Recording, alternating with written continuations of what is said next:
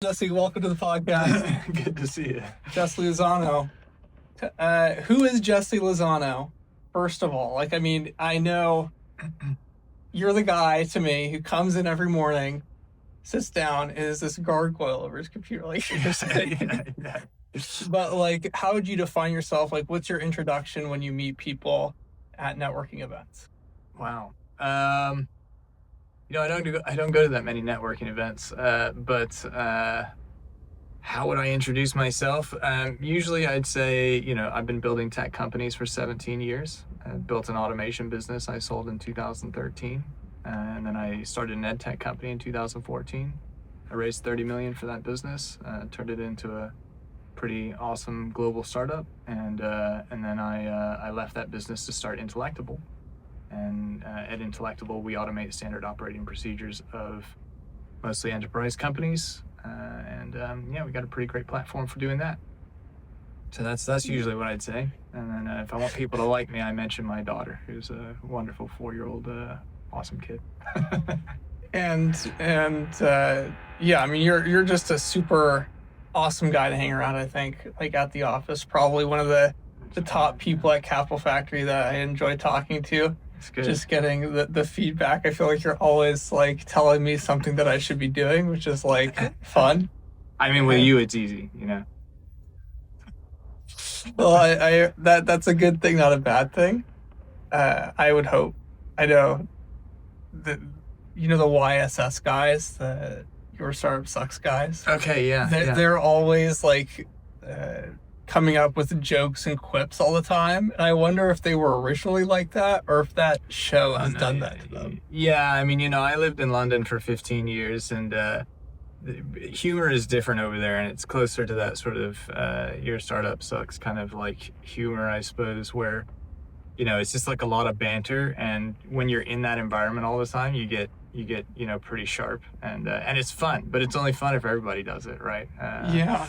But if someone doesn't know how to, or if they're just not into that, then you kind of gotta play to the room a little bit, I think.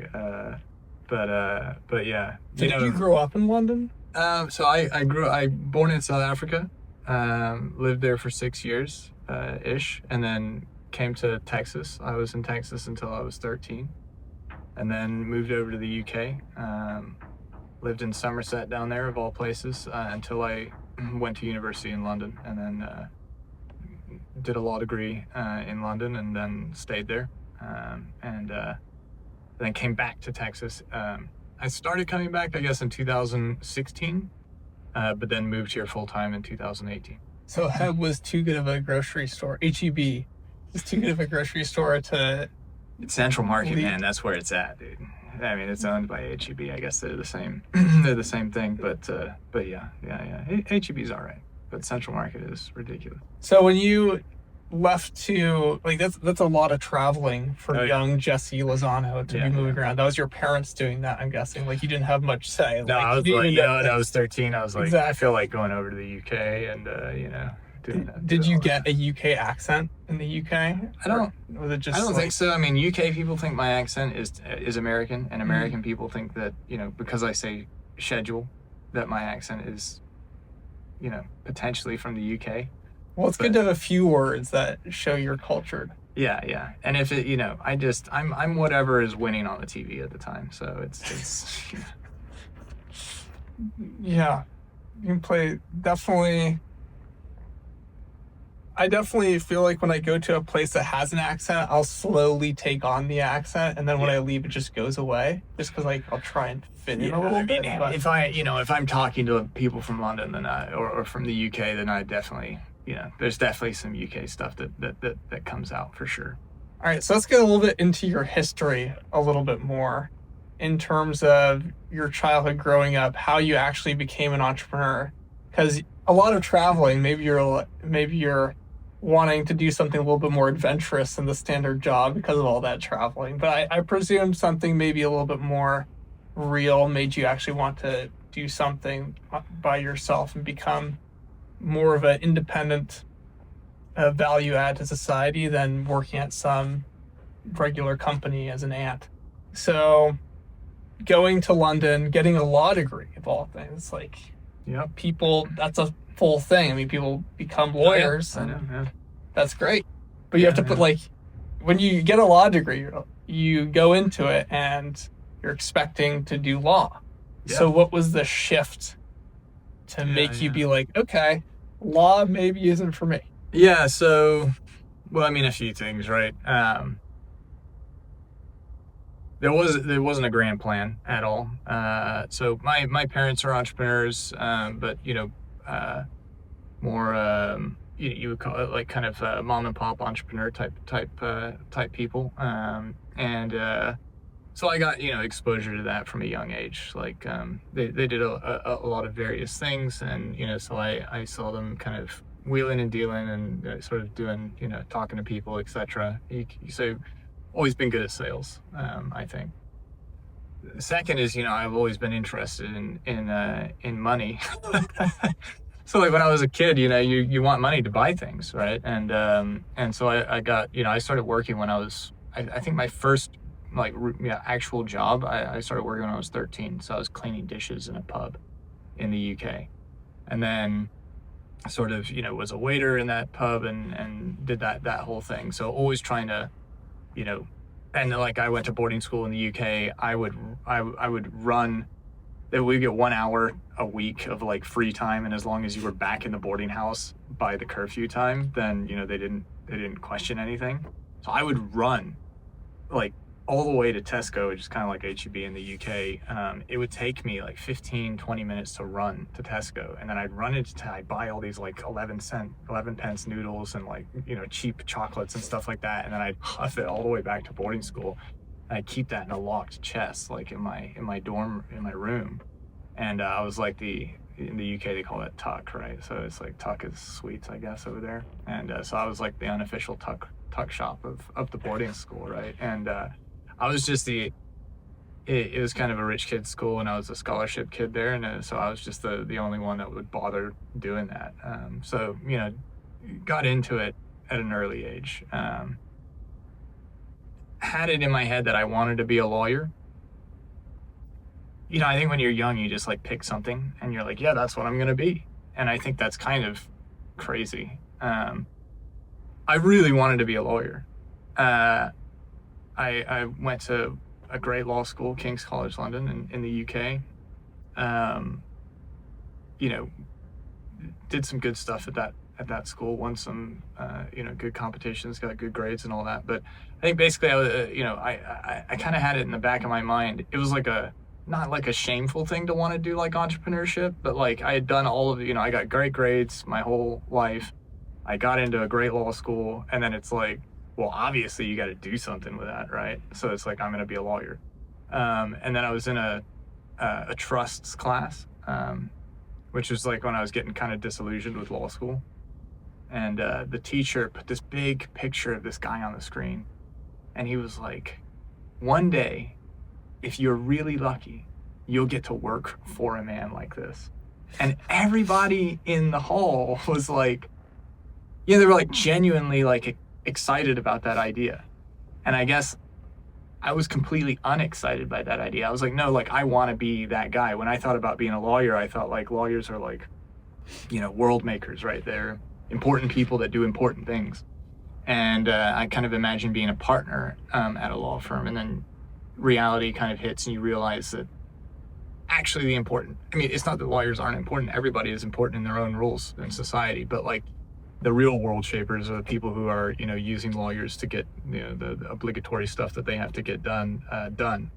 And so yeah, that was like a distinct moment in time where I was like, ooh, I definitely don't want to be a lawyer, probably, but I still would have been one. But then I graduated into the economic recession, so I was trying to get into Allen and Overy or Linklater, one of these like top tier law firms, and they went from hiring like 180, 210, new people a year in London to basically hiring no one. And the only people that they would hire like already had, 3 or 4 years of experience. So like, are they really going to hire, some lunatic like me in law school trying to, get a job and whatnot? No. So yeah, so I couldn't get I didn't want to be one, didn't try hard enough to be one because the drive wasn't there to do it. And then I worked at the City AM, which is a newspaper in London, for a little bit of time. And I kind of got that job through a roundabout way where I accidentally sold a big advert for them when I was doing an internship there. They didn't know what to give me, so I was like, can you just give me a job, please? I need to have something reputable. Did that for a bit, and then left that to do freelance consulting in the political sphere there. And that's when I started my first company, which was, at first a web development company, and then moved into being an automations business, where I supported politicians and people, House of Lords members and members of Parliament there, kind of doing like what Google News does now, but this was like in 2010, right? So Yeah. different moment in time, and and then sold that business, and then started the EdTech company in 2014. How did you get the idea for PyTop when you were doing automations for politicians? Yeah, so Education is very different from I don't think anybody knowingly gets into EdTech.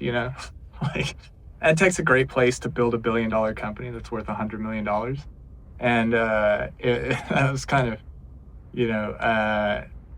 what happened there. But so I had the idea because I got into this thing called Entrepreneur First over there, which it's kind of like Y Combinator but in Europe. They're a great outfit. Matt and Alice, the two people who started that, have probably affected thousands of founder lives, but like hundreds of thousands of lives by virtue of some of the companies that have been spawned out of that accelerator. So I got in. They take you based purely off of technical talent. Now the funny thing is, at that point, I had no technical talent. I completely, they were like, the hackathon thing. I just, I had web development friends and whatnot. So, and I ran a web development firm. So when I had to do the hackathon, I just farmed that stuff out, and I was like, I'll just get in on the power of my sales. So anyway, I got in, and then I met Ryan Dunwoody, my old co-founder, and he had gone to Oxford for electrical engineering. He was making this HDMI to LVDS converter board for the Raspberry Pi, which is like a little single board credit card size, computer thing. And I thought, that's really cool, because you could make a laptop out of that, and you should put that on Kickstarter. And so we just started posting about that as an idea. I got a lot of traction. We 3D printed the case of it, and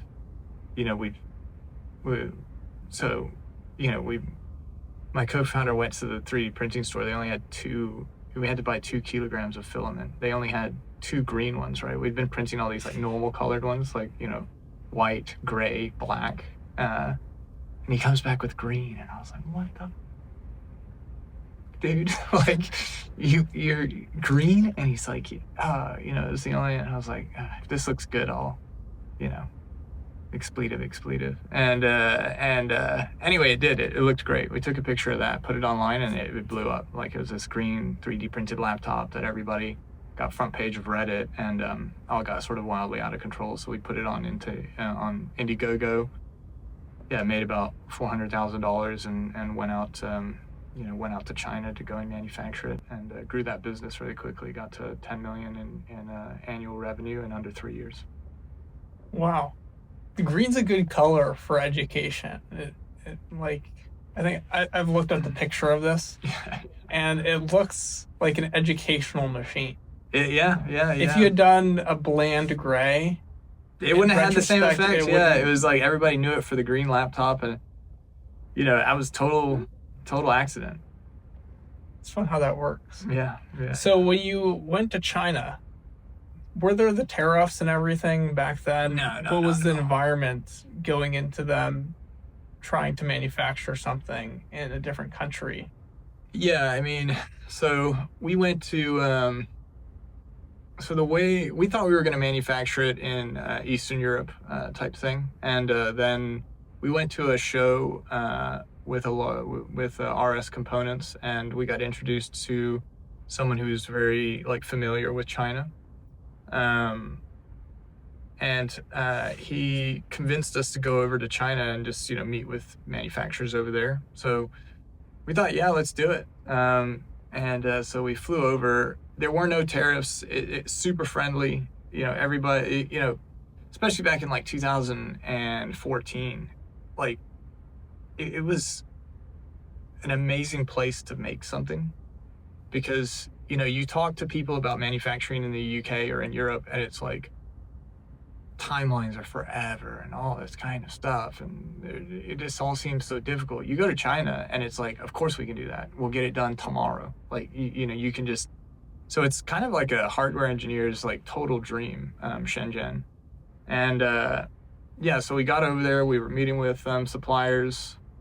Extremely green. Like, we were total newbies when it comes to that side of things, but a lot of energy. And like, I remember it was like we were looking at trackpad suppliers, and like, oh, where are we going to source the trackpad or whatever. And then I'm kind of looking at the trackpad and I'm like, Ryan, like, trackpad is just a PCB. Like, it's just a PCB with a thing over the top. I was like, we can make this. So you get over there and you learn things. And so instead of like, paying somebody, $3.50 for their like pre-made like trackpad, you just design it yourself and get somebody to print out the PCB, and it's like, 30 cents or whatever it is, So a lot of learning, super interesting. We ended up basically taking over a factory there, which a lot of people think a factory is like some super futuristic, like, no, it's not. It's just a bunch of people in a room, like, in a sort of robotic process way, putting stuff together. And we were on the production line of the first runs of PyTop. Wow. Was it 3D? It wasn't 3D printed at that point. It was like injection molded. Yeah, it was molded. And when you were making these laptops, like, they had Raspberry Pis in them. Yeah. Which a lot of people have maybe heard of. I've heard of. I have never used a Raspberry Pi. I may have used it once in some weird event where someone had a Raspberry Pi. Yeah. My understanding is the compute on that is very low. Yeah. And then you go back to 2010s, that like vastly different computing world back then. So very minimal hardware that you're actually able to, not very much compute power in that. In terms of what you're able to actually do on these computers, it was an educational product. What type of OS did you run? What type of things could people actually do on these computers that made them so valuable? Yeah, so number one, you built it yourself, right? It was like a building experience, a DIY laptop, like extremely fixable, right? So if something broke, you could just take the piece out and replace it. I know there's like companies doing that now, and there's always like, newsflash, like modular doesn't work. It pretty much won't ever work for various reasons, but it's all about like SKUs and just way too much hardware overheads and all that kind of stuff. So I'm wary of any company that's doing modular stuff. Yeah, so that was one thing. It was the build aspect. Two, in the classroom, like, people wanted to work with Raspberry Pis because you could learn by doing, right? You could build interesting things like at the basic, and you're, like hooking up a breadboard, you're plugging in an LED, and then you're running some code on like Scratch or with Python to make the LED turn on and off. And, when kids engage with that kind of thing, like, it's way more interesting than, learning Excel on a computer. So you might actually pump out some computer scientists, right? Or convince some kids to continue on with computer science education. And that was, that's a really valuable aspect of what we brought to the table. It had like Chrome browser and all that kind of stuff on it. So, you could do that stuff if you wanted to, but it was more about, the build, and then the, plugging in we had these like little modules that you would plug in that was like a breadboard or a speaker, and then you would code like on Sonic Pi and create music, or you would, like hook up a bunch of stuff into the breadboard and then run code to make it do things. And as time went on, we built more and more stuff there. What operating system did we use? Like, we used we basically used Raspbian, but a custom version that we built out and on top of. So we were we were building the hardware, but we were also building all of the software. And then we had some dalliances, and we made an educational game on there as well called Seed Universe, which was pretty cool. But it turns out making games are hard, so making games that interact with hardware is even harder. Yeah, but it was really cool. With that company, did you ever consider other products other than a computer?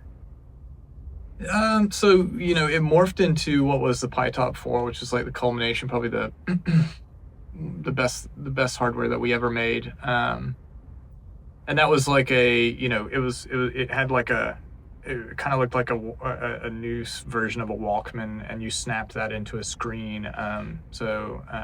And you had like a keyboard, kind of like a Microsoft Surface type thing, and so you could plug that into and make a laptop, but then you could also make all sorts of robotics, and you could like 3D print the pieces of the robots, and so there wasn't really anything that you couldn't make with PyTop. And now I'm like seeing some potential. Like, there are some themes to things that I've done over my life, I guess. One of them is like doing things that are like possibly overly complex, but two, it's like kind of building things that other people will build on, and sort of like build value out of, like beyond what so you kind of like provide building blocks, and then they the community or people interacting with the thing that you've built can create more value than what you kind of originally intended. Yeah, I'm a big fan of that idea too. With things that I try to build, it's really fun to build the tools that then people can use to build things that you never thought possible. And of course, that's right now we're going through this AI revolution. That's pretty much what it is for these massive companies, OpenAI, Google, Anthropic. They're building these AI models that really is revolutionizing the world. Yeah. And now you're taking advantage of with Intellectible. So going from PyTop to Intellectible, you kind of had this idea, you see the beginnings of AI. When did you feel that this was going to be something massive, that you needed to change industries and build something in the AI space? Yeah, so I always had it I think it sounds weird to say this, but I had like a passion for automation, I suppose. That's why I got into it. Like, I kind of discovered Selenium and some stuff that you could do, and I was like, wow, this is insane. Like, I can like automate like the research that I'm doing, or like this, these specific actions. And so whilst you have other interests, like whilst you're doing stuff, and so I was consistently sort of looking at what was happening around automations, and I had a friend of mine that built a really massive AI business, but sort of back when AI meant like machine learning rather than LLMs, and so I was looking at what was happening. I got access through various networks to OpenAI like really early. I mean, I think it was like one point you had to like send them an email and ask for access type thing. And I got access super early. And I was like blown away. I was like, trying to keep this family friendly, but I was like, wow, this is so, I became highly obsessed over building an AI company, and so left to build Intellectible. And I really only would have done it with my two co-founders, Ruben Carter and Rosie Higgins. I literally was doing some I was helping them with another idea that they had, just because I thought maybe if they stopped doing that idea, like, I really want them to do an AI company with me. And so that's how dedicated I was to trying to get them on board, because I worked with them for like 7 or 8 months just so that I could be there immediately when they kind of were maybe thinking of doing something else. And thank God I did that, because that's like a number. You got to have the right co-founders, and that's the only way we've been able to build what we've built with Intellectible. When you're doing that, the 7-month period of just working with your two co-founders, they were working on a different idea. Totally different. At the beginning of that, did it seem like that idea was just going to get bigger and you were just going to work with them and you were No, anticipating that maybe this blows up for them, in which case I'll just be a ride for the journey? I thought it was an interesting thing, and I really liked it and liked them. It's fun to work with people that you like working with, you know. So it's like it's not even like work, right? You're just doing something that's fun. And they were doing all the heavy lifting. I was just, you know, sort of, you know, giving some advice and, you know, that kind of stuff. But yeah, you know, that was so it's, you know, yeah, it's not. You have plans and maybe you know, and I was talking to other, you know, kind of feeling it out with other people. But yeah, you know, they were my absolute number one, like in the draft pick of, you know, I would have put the entire team's budget on those two guys, on Ruben and Rhodes. Yeah. That's awesome. And so what was that conversation like? Well, it's like, it's like, hey, like I've got an idea, guys, and, you know, I'd really like you to think about it. And I kind of pitched them on what I was thinking and talking about, you know, LLMs and how they were, you know, and obviously they were aware of them. And so, you know, originally, I had an idea that, oh, well, it's hard for teachers to apply for grants. And so we could use LLMs to make it easier for teachers to apply for grants. So kind of like started exploring that idea and then realized that, so that's how we sort of got involved in it.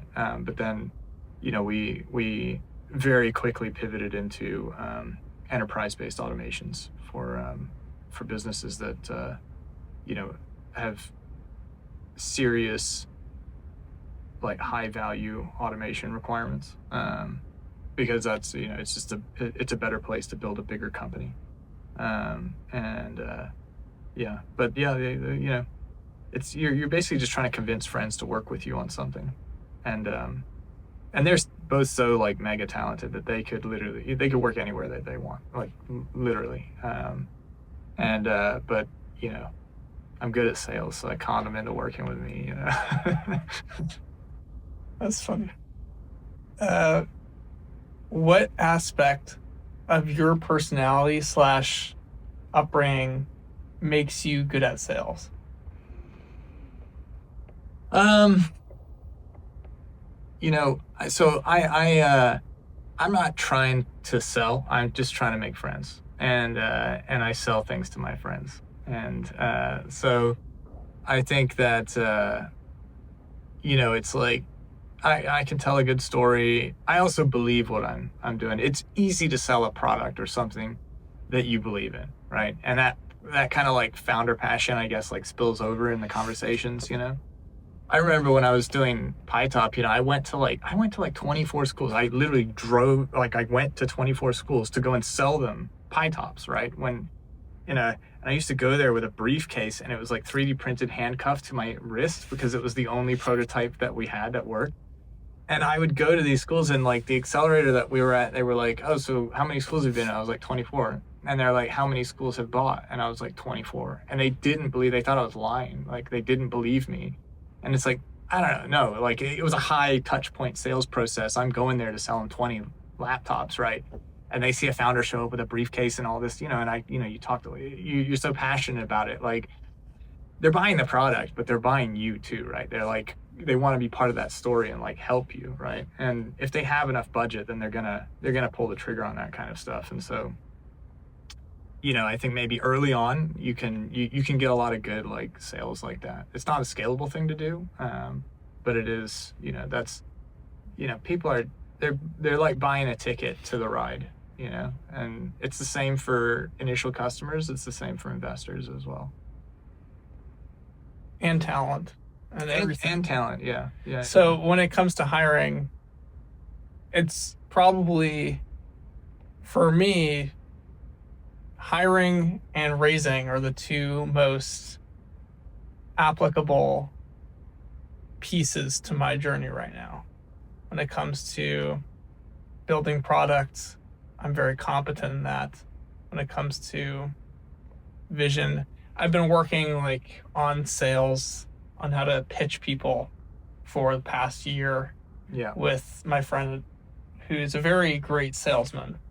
And this real estate fund that I started with him, really, I never was passionate about the project at all. It was more about how can I be close to this guy who's obviously ahead of me in the entrepreneurship slash business world. And then through that, what can I learn so that I can continue developing? Yeah. And use it as a slingshot to take me from where I was to where I am now and continue to evolve. And I've learned so much, and there's obviously so much to learn that everyone's always learning. Yeah. And finding great talent is something that is interesting because getting great talent almost requires, like, at different points, like you already had exited businesses before, so you're kind of a proven talent, proven entity in a way. And so for an unproven entity like myself to some degree, but you're like, I mean, you're like on the better scale of that. So it is harder to be a non-technical and then be a CEO of a tech company, right? I like, you've always, I'm sure that you have had some sales guy like pitch you on some idea, and you're like, well, why the hell would I make that for you? You know, and it's like they always think their idea is so great, and it's like, guess what? Your idea isn't worth anything, dude. Not like zero. It's worth less than zero. It's like debt. So like to the non-technical people, I've always said, like, you have to become technical. Full stop, period. You might not be the deep tech co-founder, but you're going to be the guy who makes the website. You're going to be the guy who like figures out how to do the sales automations and stuff like that. Like all the stuff that doesn't need some mega brain, like you're that guy. And then guess what? You're also the CEO. But like in the beginning, companies don't need CEOs. So that's just the way that is. And then for the technical talent people, you know, I kind of think that, like, I mean, God, if you're a technical talent and you can sell at the same time, very rare breed, then like you don't even need any past performance, anything. You just build a thing and you go start selling it, right? Like, and but for the technical people, I will give everybody the playbook on how to build, on how to get your first sales. This is the exact way that you should do it. I'm listening. Within reason, okay? Yeah. All right, so you make a product, or you start thinking about making a product, right? And you find people on LinkedIn that could be your ICP, and you message them and you say, hey, I am thinking about making this product and I want to interview people so that I can understand what I'm supposed to make. And 9 times out of 10, those people are going to say, yeah, I'll take an interview from you, especially if you're young. If you're like sub 25, like you basically look like a kid. There's no way that someone like me, or, you know, I'm getting out there now, or, you know, even better, someone who's like 45 or 50, they are going to take time, because nobody actually people only try and message you on LinkedIn to sell you something. If you're just like, hey, like I really value like 15 to 20 minutes of your time to talk to you about an idea I have, and you're going to help me, you know, like validate some ideas, people will generally say yes to that. So you do that and you discover what you're supposed to build. Then you start building it. Then you update those people that you interviewed and you say, hey, I built this feature. Can you try it out? And you're just like a friendly, nice person that's not trying to sell them anything at all. You're just, I found out what you wanted. I built the thing. Now they're using it. And then it kind of percolates. Like someone will float to the top where they're like, hey, like this is like actually something, you know. And so you get a pilot into someone's company. It needs to be a company. Don't try not to build B2C. But if you do, you know, I don't know how to do that. It's tough. So you get a pilot into a company. The pilot is free. Don't charge them anything. Okay? You do the pilot, you get an outcome over like 3-4 weeks, something like that. You create a case study out of it. And now you go and sell to another company. And you start, because you've got a case study. You got a website, you got a case study. You go to other companies and you say, hey, I did this pilot with this, you know, we're doing pilots. And the next pilots that you do are super cheap. Like You don't need another free pilot necessarily, unless it's like an amazing company who's like a genuine good logo to have. But maybe you charge like $1,000 for the pilot, something that's like discretionary spend level, that's going to get them like that like qualifies them as people who are actually going to interact with the product like a little bit. And then you've got a few companies that are all there, you know, you've got a few case studies, and now you're a legitimate thing. And then you go and sell for real. And then you just you go onto Apollo, you strip a massive list of everything that you can do. You use Intellectible, you enrich that list with data that you pull from their websites. You create the personalized emails, you create the LinkedIn messages, you hook that up to like Meet Alfred or some sort of automation, some sort of LinkedIn thing that's not going to get your account banned, yada yada yada, and you just send out an insane amount of outbound, and then you actually make sure that you reply to everybody, and that's how you build a product and get customers. Yeah, that's great. When I started, I think I'm now on that train of like, that's what I need to do. Yeah. And I've been doing more outreach. When I started building Maiden, which is this graphic design tool, I just started building it just because I thought it was a good idea that should be built. Yeah. And I really had no real inclination for the problem other than my experience with the graphic design world, having done some marketing shenanigans with my marketing agency and making designs for people in various industries, and seeing the flaws of how much time it takes to make a design from a blank canvas, and the fact that templates on Canva really are just like, it's one template. Like, you can't make 5 variations on that template, and you can't find 2 that are like slightly different, and certain styles in terms of like the shapes and the like how much corner radius do you have on the shapes, things like that are not transferable between templates, and so it's difficult. I think all entrepreneurs, like all great entrepreneurs, like all great comedians, like it's all source material from your own life, and so it'd probably be pretty hard to be a great comedian and not talk about your own experiences, right? And it's kind of the same for entrepreneurs. Like, if you're a subject matter expert in something, or if you've experienced the pain point, then you're pretty good at like communicating that to other people, and then also like building for that, because you're in a way your own ICP. But I mean, you can go down a bad rabbit hole when you do that, and you can end up building too much over a long period of time and not talking to enough people because you feel like you know what you're doing. But it's really easy. Like, you basically ask people what you want to build, what they want you to build, and then you build it, and then eventually you ask them to start paying for it. And if they don't pay you for it, then that's not the thing you were supposed to build. So you need to start asking them what they'll pay for, and then you build that. Yeah, I was just on a call this morning with a Carleton grad. I went to the school, Carleton College. He's a year under me.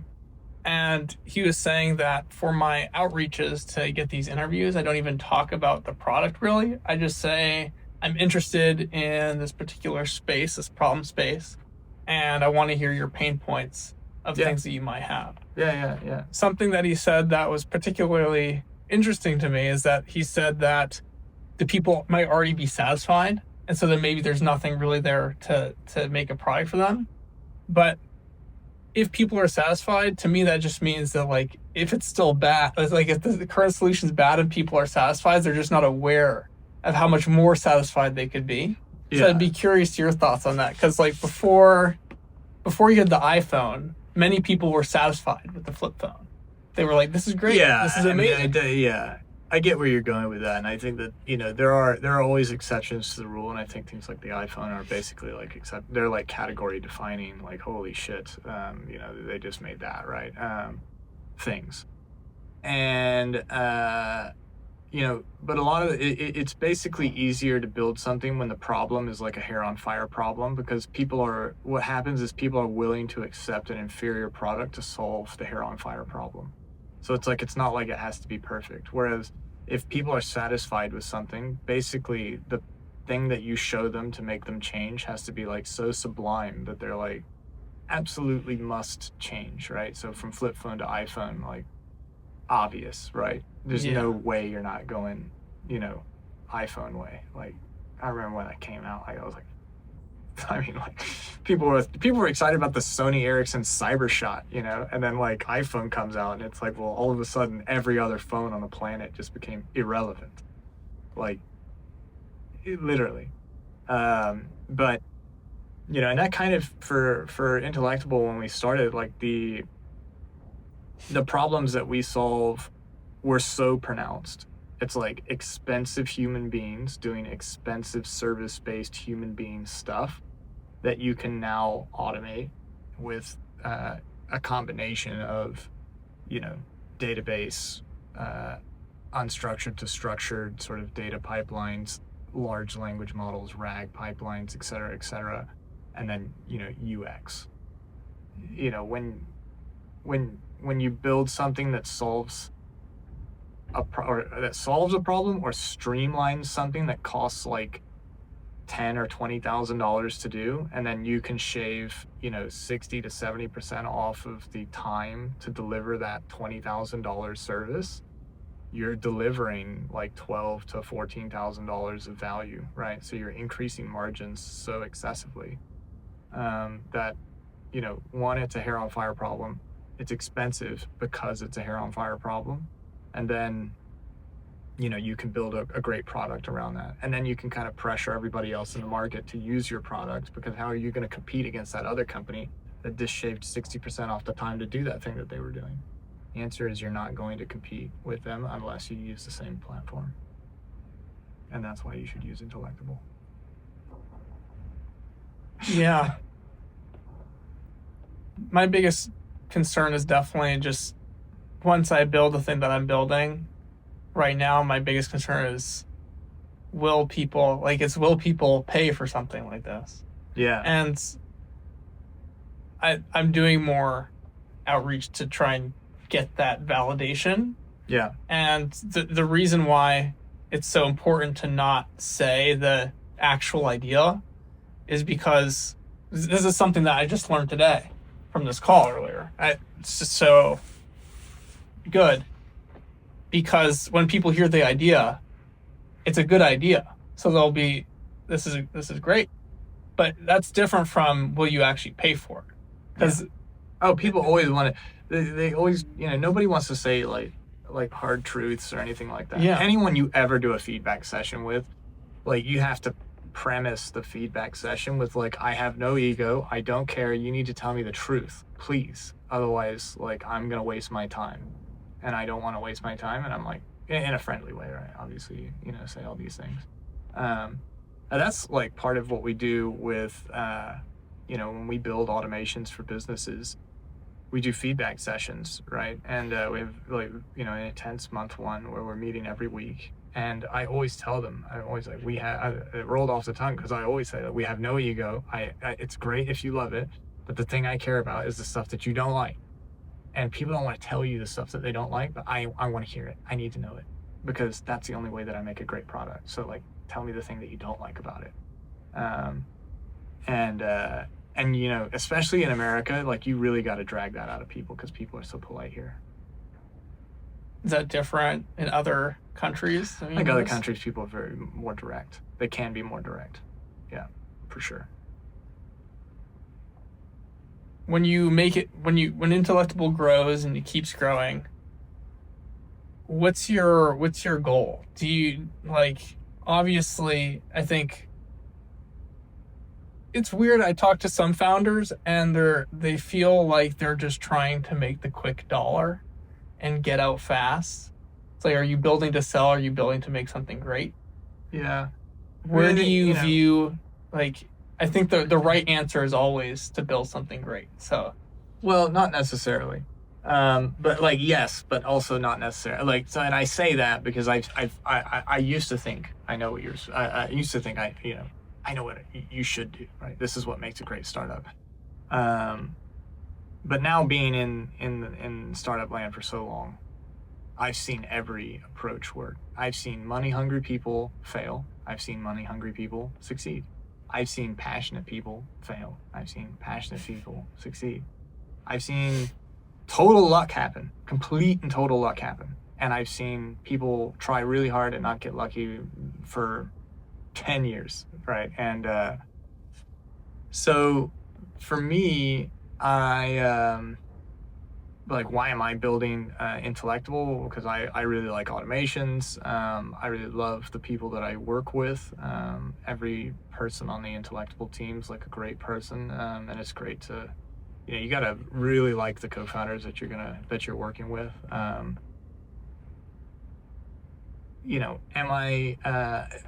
think that if you're just trying to get wealthy or rich or whatever you want to call it, there's easier ways to do that, right? Like, here's the formula. You turn 18, you get a job, make sure it has a 401k, do 401k match. Don't spend too much money. Don't be materialistic, right? Just, learn how to cook your own food, drive a beater car until you're 35, like, do all that stuff. By the time you're 45, you're going to have like, $2 million in your, in your 401k and Roth IRA, right? It's like, it's not hard. You just do that. The hard part about it is like the determination to just do the same thing over and over and over again, and not go and buy like a $45,000 car when you've kind of got like $100,000 in your accounts and whatnot. Like, it's so easy to mess up your kind of like financial future as you're getting older and your brain isn't fully formed. And for some people, they never get there. But with when you're building a company and like how to build the best company, it's like, you really better like who you're working with, like what you're working on, because, flash in the pan successes that then get sold are like, they're the exception, not the rule. I have seen it. But, most of the time you're going to be working on the problem for like at least 6 years, probably 10 years. And so if you don't like what you're doing and you're just trying to do it because you think that, that it's going to make you money, like, there are other ways to do things you don't like for money. and it's guaranteed. You just go get a job, do the corporate thing, and you'll get 6 figures eventually, and it's it's whatever. What's your take on luck? Because luck is, to me, something that is not like, it's never a guarantee. Yeah. But far too often people are like, oh, he's lucky, or something like that. And my progression as a human, like, that used to be me. Oh, okay. Like, that used to be me, where I was like, there's so much success and luck. Like, it didn't really, like, everyone who's wealthy, like, they just got lucky. But like, as I've worked with, like, as I have progressed in my journey as an entrepreneur, so much has been about, you just make the luck. Like, it happens. You work so much that it eventually becomes unreasonable for something not to occur. Yeah. And to an outsider, maybe that's luck, but there's really just so much work under the hood. Yeah, I think like hard work is the bar, and then luck is like what separates, like, genuinely, like, luck is kind of what separates the top echelons of things, and serendipity. I am a big believer in luck and serendipity. I have also inherently believed that I'm a lucky person from when I could think. Like, I have always thought I am lucky, and I am lucky. I am very fucking lucky. Like, I did not, I didn't grow up in a wealthy family, or, any of that kind of stuff. But I don't know, I always worked hard. I always knew that I was lucky too. Like, and it's funny how, weird things just happen. Like, sometimes you have, I used to, like, I left my wallet at home one time when I was at university, and I was going to cycle back to go and get it because I like had to be at uni the whole day. And I got on my bike, I went like 10 feet, and I looked down, and there was a 20 quid note underneath my front wheel. Stuff like that used to happen to me all the time. and it was, and so I think part of it is a mindset thing, as funny and dumb as that sounds. But then the other part is like, if you work really hard, then you're going to be exposed to more opportunity. The more opportunity that you say yes to. And I used to say yes to things if they sounded crazy. Like, if it sounded weird, I was like, yeah, I'll do that. I would say yes to everything. I got into politics by, well, kind of, by, I jumped out of an airplane to do an advert, right? They didn't run it because it was too extreme, they said, but like, and they were like, who's going to do that? And I was like, I'll do it. I'll do it. And I did it. And, and so you do these things, and you meet people, you get lucky. Like I met actually through that, I met, one of my very good friends that ended up becoming a customer of mine in my first business, and is still a great friend, and an investor in Intellectible now, and that all happened because I jumped out of an airplane. So yeah, hard luck, hard work is the bar. Luck is what separates some things. You can make your own luck, but also sometimes you just don't get lucky. I left university and I got lucky here and there, but it was funny when I was doing the ed tech company, and it's not like I suddenly started working harder than I'd ever worked before. I always work as hard as I possibly can, basically. It's just things just started happening, it's like I met the right people, or the right thing happened, or the right person saw that post and messaged me. I remember I was in a meeting with Best Buy for them to, start distributing the laptops. And in that meeting, I got an email from Guinness Book of World Records saying like, hey, you got a Guinness Book, like we're going to give you a Guinness Book of World Records.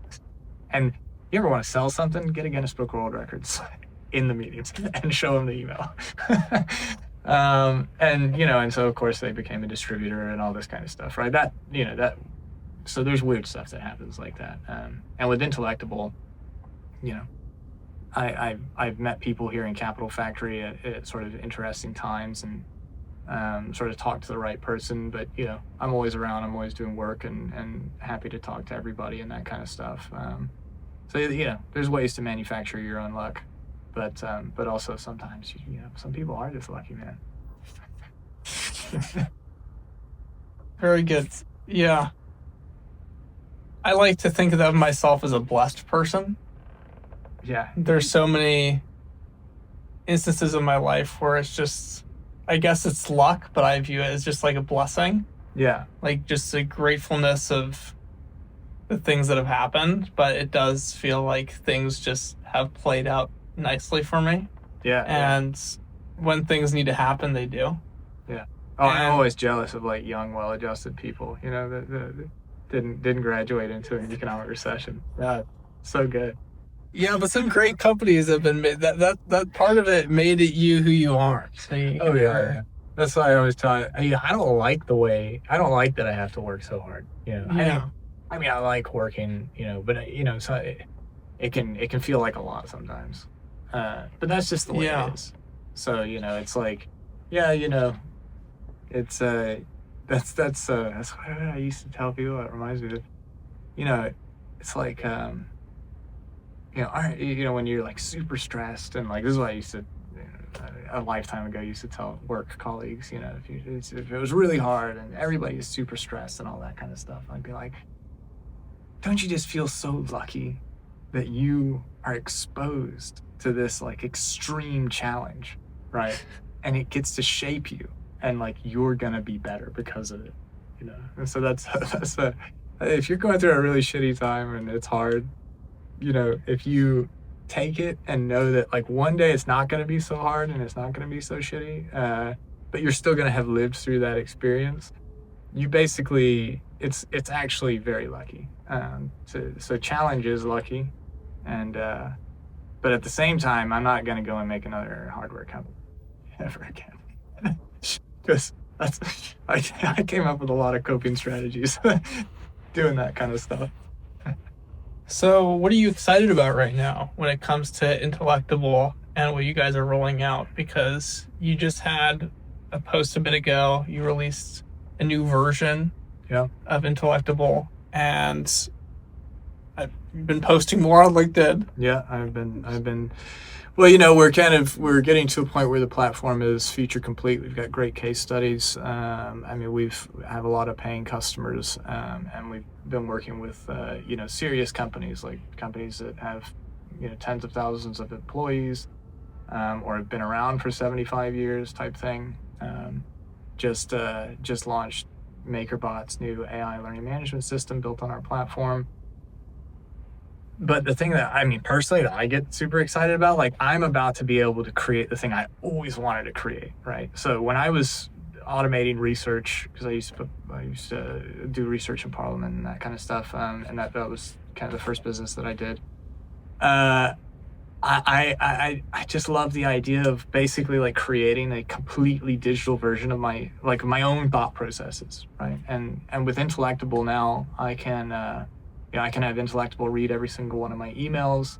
I can have it go through logic steps that I dictate. I'm telling the AI exactly what to do. It is behaving on a rule set that I've designed, and it's not just for emails. It's connected to HubSpot. It's connected to the front end of the website, connected to potential customers coming in, so that they can do discovery with an AI rather than with me.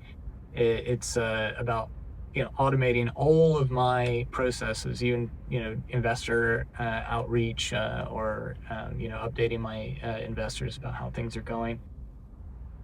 Essentially, creating a digital version of my work self is 100% possible with Intellectible, and so basically I'm pretty obsessed about creating like multi-agent framework that is me but isn't me, and over time I'm planning on replacing more and more of the kind of like day-to-day admin of what I do with this sort of digital version of my work self that I'm creating. And that's just an extension of everything that we do for companies, right? You sort of find these standard operating procedures, you map them out, you create a digital version of that operating procedure with AI, and then it does the thing that human was doing, and then that human can do 10x the amount of stuff that it was previously doing, because you still need a human in the loop to actually, do that, whatever report or whatever, go no-go report on a SAM.gov opportunity or something like that. What would be the thing you're excited about in the next 5 years? I mean, personally, there's a difference. What am I excited about? I've got a great family, and we're all sort of, becoming more of a mature family, I guess. And that my daughter's 4, and me and my wife have it's fun sort of growing in parallel. So I'm excited about just like continuing that part of life. I'm not sure if in terms of excitement for the working world, obviously I'm super excited relationships about too. like I'm super excited about Intellectible and what we're doing with other companies. I don't know what the right word for it is, but like there's going to be vast change in employment and the way that people work. And so I'm not, it's going to be interesting to see what happens over the next 5 years. Yeah. AGI will be crazy if we get there. I don't think it's an if, it's obviously a when. But then, there's like a call, like, here's the thing, like, do you need AGI? Like, yes, you need it for certain things. Do you need AGI to like automate like a lot of business processes? No, absolutely not. And then also like when AGI happens, like think of the compute costs that's going to happen there, right? It's going to be insane. So at least in the beginning. So, I think that even in the run up to hitting AGI, which I feel like is a little further away than people kind of realize, there's a lot of edge cases, and they're trying to do this stuff with operator, all that kind of stuff. But, even when AGI happens, then there's still going to be a time frame for it to like actually go full Skynet. Yeah. One of my concerns is what do people end up doing when there's no problems that are like really apparent? Yeah, I mean, I don't know. It's not that I have a dim view on the future of work and all that kind of stuff.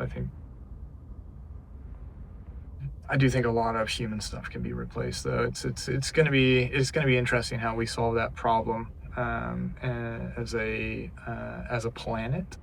And it's weird, I think everybody thought, the robots are coming for your like plumbing jobs and all that kind of. No, No, they're not. You know how messy houses are? Like, physical manual labor people are going to be the last people that are automated, right? Like, it's we're so far away from that. It's kind of hilarious that, you know, the people who are uh, building all this stuff are Yeah. pretty much the first people to get automated.